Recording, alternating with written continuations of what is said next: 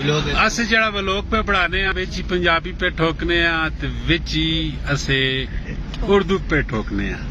जुबान विच शर्म भी आनी पैनी गनी भी शर्म आनी पैनी है लेकिन कदे कदे अपनी मौज मस्ती विच आके जिहड़ी मादरी जबान होनी वो तुसा बोलनी चाहिए क्योंकि लोग बहुत ज्यादा पसंद करते हैं। इस साइड से जरा देखो नज़ारे बेहतरीन किस्म ने माशाअल्लाह तले लोग रहने पैने ने वादी नमा जगह वे बेहतरीन किस्म नी नाल सलोना बोर्ड आ गया आस्ते आस्ते मजे मजे नाल तले लाना पैना है क्योंकि अगर ब्रेक नहीं होते तुसी आसरा किन के लैस होते तुसा ना जड़ा लैदर हो सी ना वो हीट अप होवन सी गर्म होवन सी ते सुबान तू जरा इधर कार करना इधरों जो हाँ जी ते वो हीट होवन सी ब्रेक कम करना तुसा ना छोड़वन सी हमेशा सियाने लोग जेडे ड्राइवर गुजर गए या जेडे सियाने ड्राइवर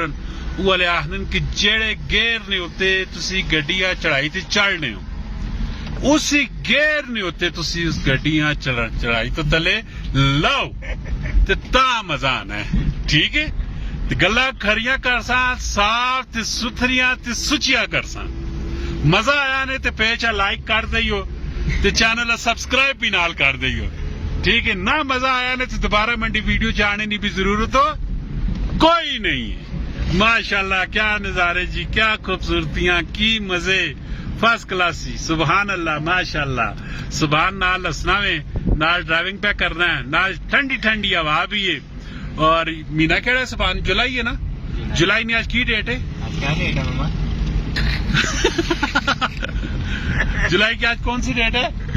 11 परसों मेरी बर्थडे भी परसों सुबहानी बर्थडे भी जुलाई की 11 आगे चेक पोस्ट भी आ गई है ते टाइम पे होना है तकरीबन 1:30-2 ना टाइम पे होना है ठीक है तैसे ते चेक पोस्ट वाले भी नाले दो चार गल्ला कर सकते हैं करने को इंसान ते पता नहीं लोका को की पुछना राय शायद ना दसूं या की करसूं